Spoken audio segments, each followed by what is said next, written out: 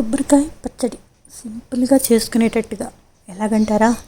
కొంచెం పోపు అయితే మాత్రం మినపప్పు, ఆవాలు, మిరపకాయలు, పచ్చిమిరపకాయలు కొంచెం వేయించుకుంటే బాగుంటుంది. చింతపండు కొంచెం, కొంచెం బెల్లం కూడా వేస్తే టేస్ట్గా ఉంటుందండి. ఉప్పు సరిపడినంత.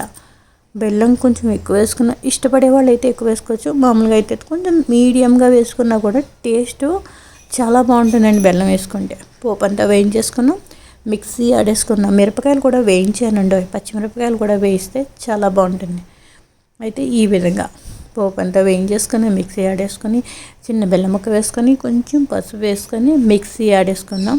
ఈ విధంగా కొబ్బరికాయ కొంచెం ముదరగా ఉంటే టేస్ట్ ఒకలా ఉంటుంది, లేతగా ఉంటే టేస్ట్ ఒకలా ఉంటుందండి. కొంచెం ఇది లేతగా ఉంది కాబట్టి మనకి పచ్చడి అయితే కొంచెం ముద్దగా ఉంటుంది. లేతగా ఉంటే పొడి పొడిలాడుతూ వచ్చేస్తుంది.